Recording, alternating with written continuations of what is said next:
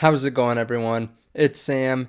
Today we're looking at the dividend investing portfolio. We're also going to look at a stock that I bought outside of that. We're also going to talk about the new stock that I bought in this portfolio and why I'm really bullish on it, kind of going over our return in the portfolio and just talking about dividend growth over time, talking about raising dividends.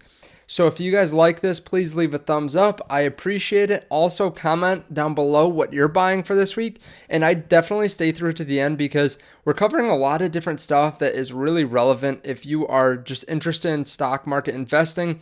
And anything in this video could really be the turning point that really flips a switch for you and could save you or make you thousands, if not tens of thousands of dollars. I appreciate it. If you guys want to start investing, we are doing this weekly dividend investing series, and we're doing it with JT Wealth. So we're not the only ones doing it. We're doing it with JT Wealth. She's investing $50 a week. And then Logan Fisher, he's investing $25 a week. So definitely check out their two channels. I'll put them in the description too. So if you guys want to start investing with us, you can use the link down below to M1 Finance. That is the application or the website or the brokerage that we're using. I really like them for a variety of reasons, and they fit really well with this regular investing series. What they do, what they offer works really well. So I hold the majority of my funds, my retirement funds, in this Roth IRA through M1 Finance. You can see here we've done quite well over the last couple months, and it's actually a better return than this. It got reset because I had a transfer into the account, but we've done really well on a lot of our different stocks here. We're really very green. But the thing that I want to talk today about is our dividend and income investing series, our portfolio on that. So we have done 11 deposits of $100 now. We have good returns of about 70%.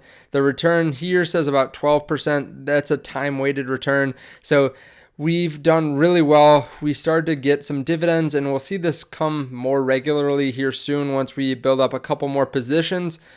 But overall, you can see that we are green on a lot of our positions here. So we're just slightly red with Disney. We've lost just a couple pennies, but we're green on JP Morgan. Foot Locker, we're very green on. This is something that I get a lot of flack for, investing in Foot Locker, because Jeremy from Financial Education talks about it, but I've done really well in it. I really like the company. I think they're going to do really well, and I hold them in a couple other portfolios too, a much more significant position. You can see here that we're up about 13% in Realty Income, and you can go down the line. Really, the only one that we're actually negative on is AT&T, so we're just down a little bit there. Now, the reason we're doing this $100 a week is by the time that I am 60, this should be a $1 million portfolio based on $100 a week. This is pretty life-changing money, and you don't have to make huge deposits. It's important to understand investing, and there are different ways of going about it, but we do dividend investing. And I am buying just several stocks a week and building this portfolio up. So this week I bought 3 different stocks. And you can see here I bought $40 of Foot Locker. I'm not even going to click on the price because that's really irrelevant over the long term. I believe in Foot Locker, so if I bought it at $30 or $31, it doesn't really matter. But I bought Foot Locker, $40 of Foot Locker. I like them over the next few years. They actually had a really good last quarter. When people thought they were going to make a lot less money, they actually did really well. They brought back their dividend too. I am pretty excited about holding them, and they had massive online sales, so that is very good. We also have Disney. I bought $20 worth of them. They're building up to be one of my biggest positions in this portfolio. I really like the streaming service. I think they've had huge growth there, and they're still priced for less than they were before they had the streaming service, and now they have over 60 million subscribers. Then I also bought this new stock, which is the one that I'm going to be talking about, and that's Store Capital. I am very excited about Store Capital. I actually did something that I haven't done yet in my Roth portfolio, and I actually sold some of the smaller positions. I had maybe 4 or 5 stocks that I just had $100 or so in, $100 or $200, and I sold them and put them into Store Capital, and I also bought Store Capital here. So I want to talk about that, but before we do, I'm going to talk about the one growth stock that I bought this week. I bought Workhorse at $23.28. I did that after a video that I produced where I talked about how well the video did. I wanted to invest more in Workhorse, so depending on how well the video did, I would invest a certain amount in Workhorse.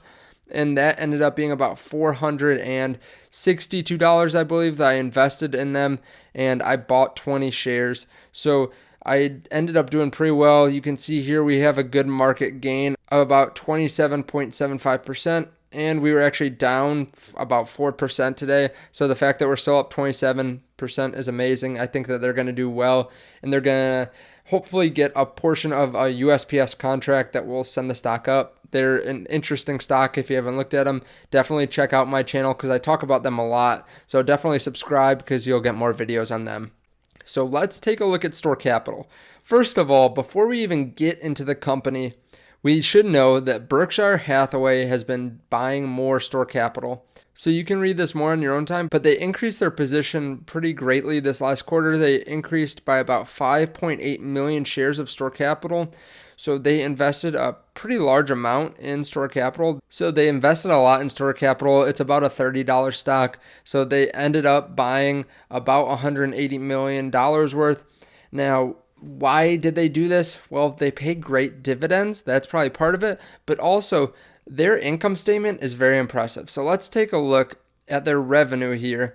The revenue went from 285 to 366 to 452 to 540 to 659 to 682. Now, with these REITs, this is a REIT, so they hold different pieces of real estate, and we'll go over kind of the pros of holding Store Capital versus Realty Income. But they hold these different pieces of real estate, and you have to be careful because revenue is very easy to increase as a REIT. You can just dilute the shares and you can earn a lot more because you can essentially just say, okay, we're going to offer 1 million more shares, and then people buy them, and then you just go invest it in more rental property, and obviously the revenues are going to go up then. You can also do the same thing with net income. So with these types of businesses, you have to not just look at net income, but you can see here it has increased steadily too. What I like to look at is the FFO and the AFFO. So FFO is funds from operations. AFFO is adjusted funds from operation. And if we look here, they increased significantly from 171 to 231 to 284 and so on. AFFO is about the same thing. I mean, the numbers are different, but you can see them steadily increase each year. So we're just going to take a look at FFO because it's a little bit more simple. But with these kinds of REITs, it's very difficult to just look at their revenue or their net income because they can depreciate properties, they can sell properties, they amortize the properties. So they could end up selling a bunch of property and it could kind of throw off the revenue or net income because they are in real estate so heavy. So a lot of people look at FFO and AFFO. That's kind of a good sign if you see that constantly go up. You can see here FFO is net income plus depreciation plus amortization minus gains of sales on properties. So it's a little bit more accurate way of kind of looking at REITs side by side. Now with Store Capital, they are a pretty interesting company because they are similar to Realty Income. So they have these tenants that are very long-term tenants. However, Store Capital actually has longer-term tenants right now. How long their average lease is longer than Realty Income. But the interesting thing about Store Capital is the main difference between them and Realty Income is the fact that they have lower quality tenants. Now, by that, I mean they have lower credit quality tenants. They have companies that aren't as well known. So think about McDonald's, Taco Bell, Home Depot. These companies are massive and they are very high credit quality. Companies that are less well known, maybe they don't have as many locations, they usually have a lower credit quality. And a lot of people shy away from these. Now, there are a couple of reasons for this. The CEO actually talks about how with these types of properties, a lot of people like to invest in the things they know, the companies that have really high credit ratings, and the buildings that look really pretty. So they feel comfortable with that. And what they should really be looking at is a variety of other factors. So how are the leases set up? How much money are they making? Can they actually take a look at every single property and determine if the company in the building is actually profitable? A lot of the time with these high credit quality companies, they end up underpaying for what they are renting. So companies are willing to rent to them for less money because either it's a bigger contract or they're just less of a risk. At least that's what they are considered. But with store capital, they're able to get better rates on their property. Not only that, but because these companies are smaller, they will make it so that they have to give them a profit and loss. So before they even start there, they know whether the company makes money that they are renting to or whether they lose money. So they can ensure that their companies that are in their real estate are making money, so that way they don't get SOL, right? So they're not SOL if the company goes under and they have to rent it out to someone else. The thing with Realty Income is, and with a lot of these other big companies, is they won't give a profit and loss for an individual location.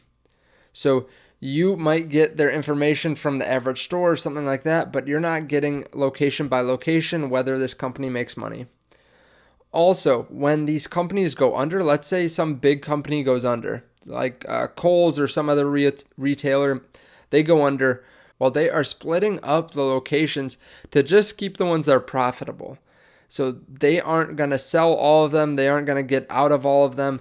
They are just going to keep the ones that are profitable. And if you're one of the real estate owners, you might not know whether your exact location that you own the real estate for, if that Kohl's location is profitable or not.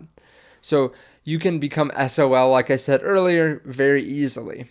They're also able just to get better contract terms in general because these are smaller companies. So it's kind of interesting to take a look at store capital versus something like Realty Income. I think with Realty Income, you are paying a significant amount more, but with store capital, you're getting a little bit of a discount because of that lower credit quality.